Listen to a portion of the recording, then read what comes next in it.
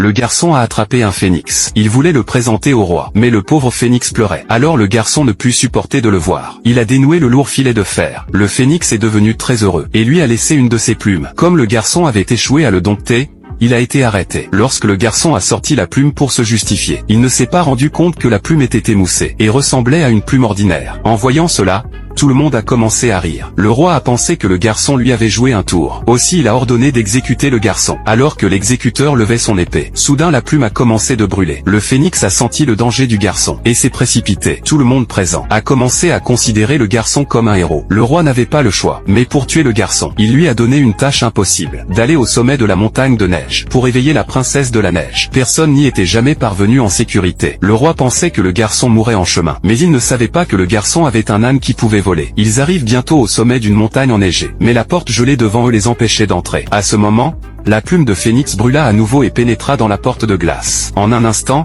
la porte se transforma en glace et en eau. L'homme entra prudemment dans le palais de glace. Il rencontre enfin la légendaire princesse des neiges.